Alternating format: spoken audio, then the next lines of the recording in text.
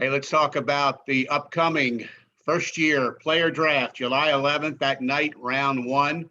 Picks 1 through 37 will be selected. The Orioles have the number 5 overall pick. And we welcome in Jim Callis from MLBpipeline.com and MLB.com. And Jim, this is a crazy time as you're trying to figure out, and many analysts are, how this draft will go. Right now, today, we're days ahead of this thing. What are your thoughts for the Orioles at 5?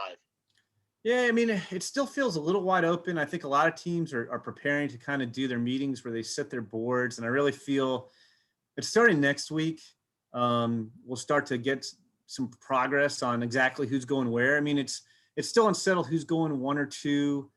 And so you don't know how the draft's going to play out. But there hasn't really been a guy or guys who've run away and separated from the pack like Adley Rutschman did or Spencer Torkelson did last year when the Tigers took him number 1.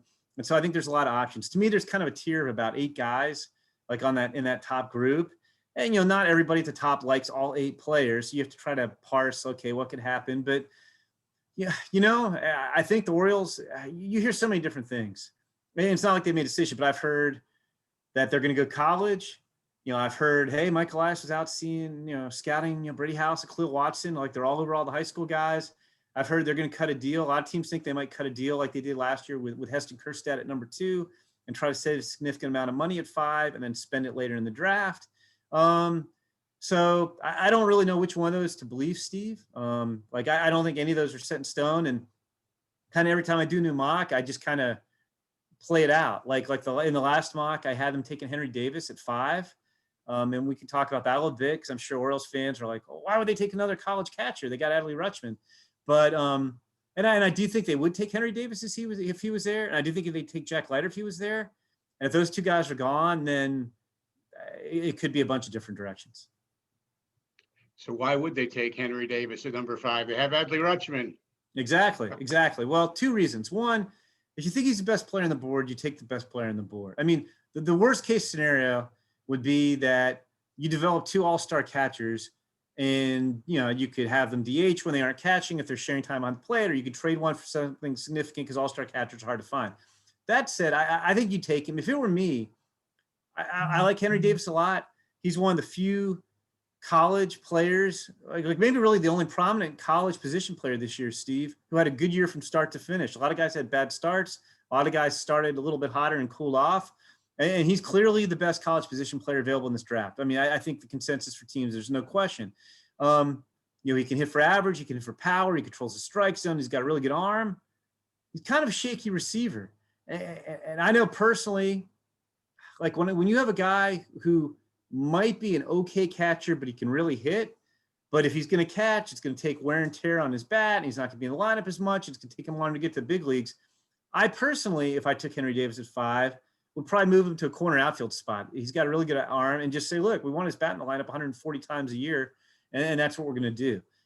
So if it were me, I'd be like, it wouldn't even be 2 catchers. Adley Rutschman would be my catcher of the future, and Henry Davis would be one of my outfielders of the future. Or I don't know if his feet are quick enough to play third base, but I might even give him a look there.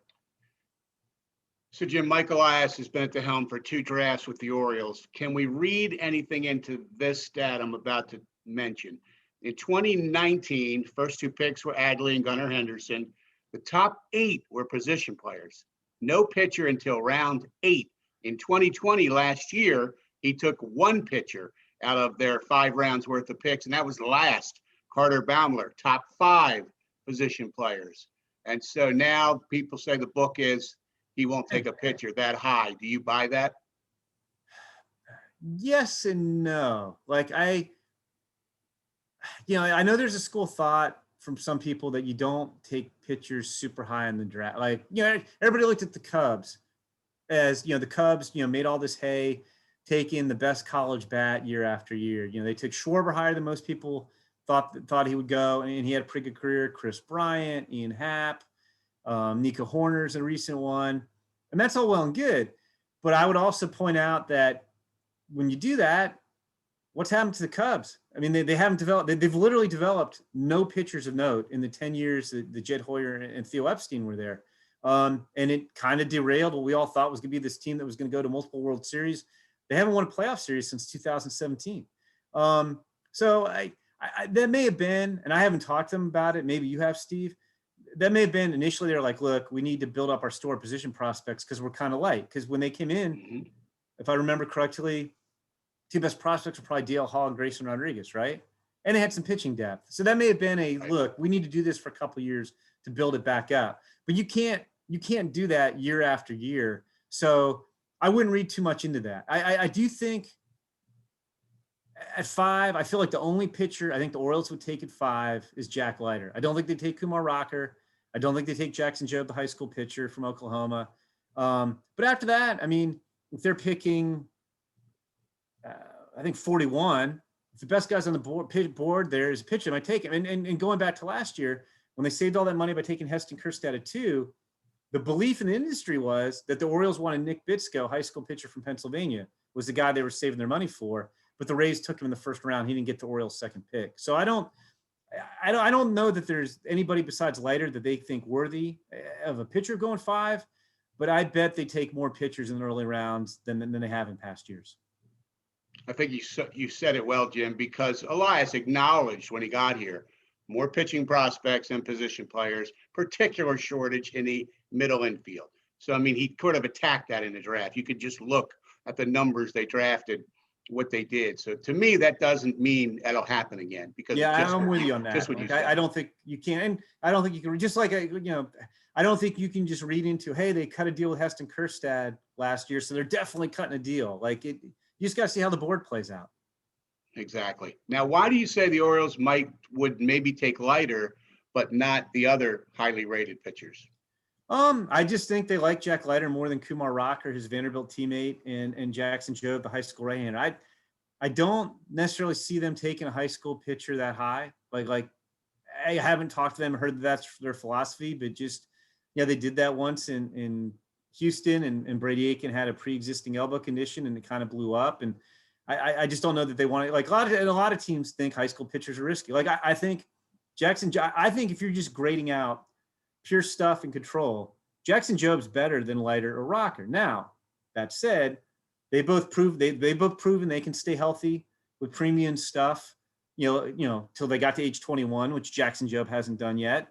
And they've both, dominated in the Southeastern Conference, which is the best conference in college baseball. So they've played a much higher level of competition, and there's value in that health and in that track record performance. But if you're just doing pure stuff and control, Jackson Jobe's better. But that said, I kind of feel that if Jackson Jobe, if the Tigers don't take him at number 3, and I don't think he's their top choice or a lock to go at 3, then he probably doesn't go until like the 8 to 11 range. Because I think teams are leery of high school pitchers, high school right-handers in general. Scout recently that I texted, I said, what do you think of the draft coming up? He texted just a few words back, one of which was chaos in the first round. Does it look like it'll be a little more crazy than most years, or is this really kind of what every year is, really? I mean, it's funny. I mean, I do think this is going to be a little bit more fluid than in a normal year. I mean, I feel like there's enough, like, we got a full season in. The high school showcase circuit was pretty much intact last year. The only thing we're missing that we wouldn't normally have is, from an on-field performance, is like a lot of summer ball in the Cape Cod League and that from last summer. But I feel like teams got these guys scouted pretty well. But, we were able to get all the college and high school games in the spring. But I just don't think it's a great draft, to be honest with you, Steve. I think there's that top tier of 8 players that I mentioned before, but there's not that Adley Rutschman or Spencer Torkelson or even a Bobby Witt Jr. who went number 2. There's not that one guy, or Andrew Vaughn going 3 in the draft a couple of years ago. Like, there just isn't that elite guy that you're just like, oh, slam dunk, can't miss. Like, everybody wants that guy. Like, you have that top tier 8. And then I think there's a second tier of about 6 or 7 players. And then after that, I don't think there's any consensus. And I think the bottom half of the first round, you're going to have, I'm sure there'll be some deals cut, just because there's no consensus on who belongs there. I think you're going to see guys ranked, I don't know, in the 50s on our list or Baseball America's list or whoever's list that get taken in the 20s. And it is one club official I was talking to who picks down there just said that basically it's like, don't laugh at my pick and I won't laugh at yours. Because there's just, I don't think there's much consensus. Once you get past, with Henry Davis, we're talking about him. He's clearly the best college bat. Then there's 3 more guys who are definitely going to go in the first round. And then there'll be more college hitters go in the first round than those 4 guys. But there's no consensus on who the 5th or the 6th or 7th best college hitter is. And like I said, there might be some guy who's like 53rd on our list who goes 22nd in the draft. Just because I think teams are all over the place on how I think the teams feel good about how they have the players evaluated. But I think Team A versus Team B versus Team C would have no agreement after the top 15 players, like much more so than usual. It's going to be fun. It always is. And it will be again this year, July 11th. We know we'll be watching you, Jim, on MLB Network and checking out your work on MLB Pipeline, MLB.com. So thank you for taking time today. And we'll see you on TV in a few days when this thing kicks off. Sounds good. Thanks, Steve.